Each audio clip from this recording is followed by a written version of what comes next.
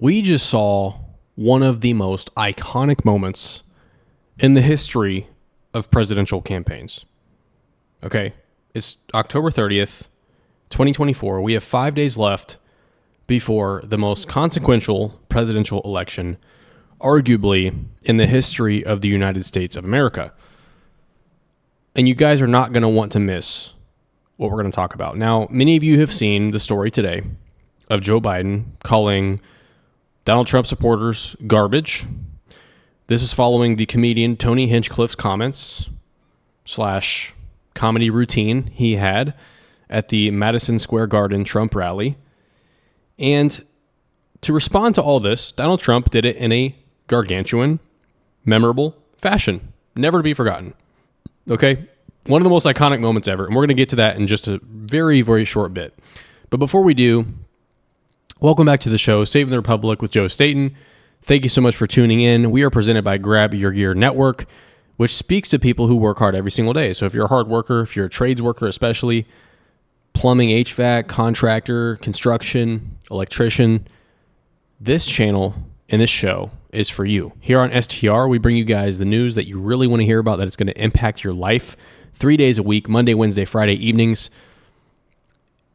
And the news are simply not going to report on what I'm going to tell you in these shows because it's going to impact you very much. So if you want to find out the news and follow the news that's going to affect your life, you want to tune into the show. Now, without any further ado, let's talk about this iconic moment today. So the first thing I want to do for you guys is take you through the first part of the story, which is the comedian Tony Hinchcliffe and his comment. So check out his original joke here at the Madison Square Garden Trump rally. You guys know this, but there's literally a floating island of garbage in the middle of the ocean right now. Yeah. I think it's called Puerto Rico. Okay. All right. Okay. We're getting there. Now, this was the comment by Tony Hinchcliffe, and it made me do some research on who this person is. Come to find out, Tony Hinchcliffe is a roast comedian. Okay? He's not a politician. He's not a campaign manager. He's not a consultant. He's not a grassroots campaign person. He is a comedian full time. All right. This guy is a roast comedian, mind you. He was a part of the Tom Brady roast. I don't know. Many of you have seen that if you're on the internet whatsoever. But very sharp, very vulgar roasts. Okay. Crass is the type of comedy. And so maybe you can make an argument for why did they invite him to this rally? But the bottom line is that he was there and he's a comedian, all right? And we've seen the likes of Barack Obama and many on the left claiming that his words were uttered in a serious fashion, as if he was not making a joke. No, he was making a joke. So that's the background. Tony Hinchcliffe is a roast comedian. Interestingly, very quick note on this, I watched Joe Rogan today talking about this incident because Joe Rogan knows Tony Hinchcliffe, and he said the funny part is that behind the scenes, Tony is a very environmentally conscious person and somebody who cares much about the environment. And this joke originated from a place of Tony being concerned about the amount of garbage that's dumped in the Pacific Ocean. So interesting note on that. Funny note is that he actually does care about the environment behind that joke. Now, this is what Joe Biden had to say about that joke. So this is the president, Joe Biden, commenting on Tony Hinchcliffe's words. Or Puerto Rico, where I'm in my home state of Delaware, they're good, decent, honorable people.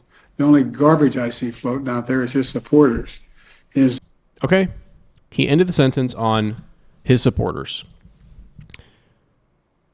The White House and the left-wing media, talking heads, have tried to twist this and say, no, he wasn't talking about his supporters. He was talking about his rhetoric. He was talking about the jokes at the rally. Which, no, he was not. He said, Trump and his supporters are the only garbage I know. Okay? Sparked much outrage. Hundreds of millions of people that he's referring to, half the country he's leading, he's calling garbage. Fair enough. Now, following this, Donald Trump's campaign manager, Chris LaSavita, tweeted out about 5 hours ago, prepare for the internet to break. Everybody's like, what the heck's going on? What's going to happen? Blah, blah, blah. And what I mentioned in my open is this. one of the most iconic moments, arguably maybe the most iconic moment, barring the assassination attempt in this campaign cycle. And this was Donald Trump's response. Check this out. Like my garbage truck. How do you like my garbage truck? This truck is in honor of Kamala and Joe Biden. How do you So we have a Donald Trump in a garbage vest, in a garbage truck, okay, on his way to his rally in Wisconsin. I mean, just absolutely genius PR. Genius. I don't know how this guy does it. I don't know where he's getting his tips. We've all had our qualms with this Chris LaCivita guy. Some people thought he was even, a saboteur of the campaign early on because he's been very anti-Trump in the past. But this was a genius and a brilliant move, okay, by the Trump campaign. Massive kudos. And furthermore, it wasn't just the garbage truck before the rally. Answering some questions from Joe reporters. Biden to make that statement, it's really a disgrace. So he's sitting in the truck taking questions from the press. Absolutely brilliant from Donald Trump. But it's not just the garbage truck, because Trump further went to his rally in the garbage vest, as you can see. Okay, and his opening comment was, I think it's a shame, first of all, I want to say this, that 200 million people are not garbage, okay? Now, this is going to affect the race to a small degree, at least, okay, that we know that for sure. But the bottom line, guys, is this was a golden opportunity. Just meatballs to Donald Trump, and he hit it out of the park. The PR is off the charts. McDonald's working a shift, the garbage truck on stage in the garbage vest, the assassination attempt survival. Objectively, this campaign has had luck. It's had great decisions. An American icon in Donald Trump is running. And so if Kamala Harris wins this race, I think we all are going to have some serious questions. All right. Not to say it couldn't happen. This race is, according to the polls, pretty close. But I think we all can feel the momentum for Donald Trump right now. If you're an objective person, if you're a person with common sense, a degree of reasonability within you, you feel what's happening. The economic indicators are there. All the data has shown when the economy has been in the state that we've experienced the past 4 years, a change is likely when it comes to the election.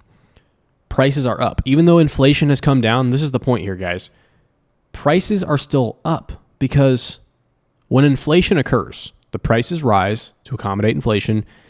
And when the inflation goes back down to a normal percentage, the prices stay up because that's the new normal. That's what the economy has adjusted to. That's the amount of money that the economy has adjusted, to, is that new level of pricing. Very rarely do we ever see deflation significant enough to cause prices to go back down. That's why when you look at the consumer price index over time, literally since the 60s, 70s, when even beyond that, further back when they started tracking the statistic, it goes like this because it does not come back down once it goes up. So what I'm saying is that we all feel still today, when you go to the store, we all feel that economic ramifications of the Biden-Harris administration. All right, we feel it. Ground beef is $8 a pound now. All right, if you want to buy decent beef, it's $8 a pound. That's not coming down, even though inflation has come down, which means the rising has stopped, but the increased price is still there. So we all feel it every day. And when these indicators are present, when these things are still true, a change in regime is likely, especially Republicans, especially Donald Trump, who left the office with a reputation of having a great economy. Secondly, immigration, as we all know, is a very, very important issue.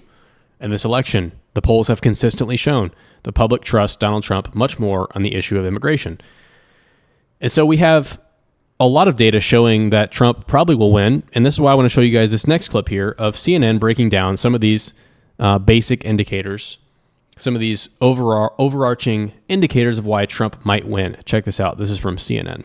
Just 28% of Americans, voters, think the country is going in the right direction, is on the right track. And I want you to put that into a historical perspective for you. Okay, what's the average percentage of the public that thinks that the country is on the right track when the incumbent party loses? It's 25%. That 25% looks an awful bit like that 28% up there. It doesn't look anything like this 42% doesn't look anything like this 28%. So the bottom line is, very few Americans think the country is on the right track at this particular point. It tracks much more with when the incumbent party loses than with it wins. In fact, I went back through history. There isn't a single time in which 28% of the American public thinks the country is going on the right track in which the incumbent party actually won. They always lose when just 28% of the country believes that the country is on the right track. It is a hard, you are swimming upstream if you're trying to win in this environment.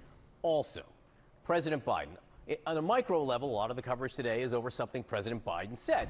On the macro level, what kind of a weight is he on the Harris campaign? Yeah, so, Joe Biden isn't on the ballot, but he's certainly in the minds of Americans, right? So I went back and I looked, okay, was the successor of the same party when the president's net approval rating was negative at this point, which Joe Biden's most definitely is? He's 15 points underwater. Now, we don't know if Kamala Harris is going to succeed Joe Biden, but we know back in 2008, George W. Bush, his approval rating was down in the 20s. Did a Republican succeed George W. Bush? No. How about in 1968? Lyndon Baines Johnson, his net approval rating was negative. Did a Democrat succeed Lyndon Baines Johnson? No. How about in 52? Harry S. Truman, his approval rating was in the 20s, if not the upper teens. Did a Democrat succeed Harry S. Truman in 52? My memory, no. No, as Kate Baldwin says. Dianu. No. Dianu. Separate story. Well Close. Wrong time of the year. Well played. Dwight Eisenhower, a Republican, succeeded Harry S. Truman. So the bottom line is, for Kamala Harris to win, she'd have to break history, be a Democrat to succeed Joe Biden when Biden's approval rating is way underwater at this point. Again, it could happen. It just doesn't in recent history for sure. Okay. So there's more to this clip. You guys can check out the rest of that if you want. I don't want to play the entire thing on the show today, but you can see the national indicators are showing some very strong signals for a Trump presidency. On top of the cultural shift, guys, we've all seen it. Celebrities are coming out. Mel Gibson, Dennis Quaid. Athletes are coming out. Le'Veon Bell, Antonio Brown. We can go down the list. Everybody, the Nelk boys, everybody's coming out for Donald Trump. And so, should we get comfortable? No. We got to get out and vote, period. If you're watching this show today, the message, the takeaway for the past month has been this. Get out and vote. You may ask, how is this going to affect my life? It's going to affect every single aspect of your life. Do you want a safe community? Do you want lower prices? Do you want to be able to buy a house? Do you want to compete for a job with somebody who's going to undercut your wages?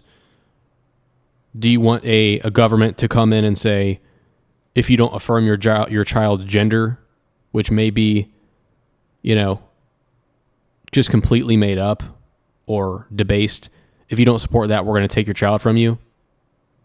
No, you don't want that. That's why you need to vote this election, okay? So many different reasons. The polls are showing strongly Trump has taken the national lead on RCP's average, Real Clear Politics. There's strong trends, but guys, we got to vote. So I had to cover the most iconic moment I can remember in campaign history, besides the assassination attempt. Just golden stuff from Trump, okay? 10 out of 10, A+, amazing PR move. Got to give all the kudos in the world to that campaign. And guys, we have 5 days left. Hold your breath, okay? Hold your breath. If you haven't seen our most recent episode with Mark Rogers, go check it out. The voice of college football founder, 19 years at ESPN, sportscaster, but he talked about some important issues facing our country. Go check it out on Saving the Republic from Monday. And also, we have a weekly long-form podcast and a full-length documentary that just went live, The Union Hustle. You don't want to miss it. It's live on our YouTube channel, right on the homepage. We put it right at the front, so whenever you go to our YouTube, you'll find it right away. Clips are on TikTok and Instagram at Grab Your Gear. With that being said, thank you so much for watching this episode of Saving the Republic. Make sure you like the show, subscribe here, come back for more Monday, Wednesday, Fridays, and I will see you all in the next episode. Take care.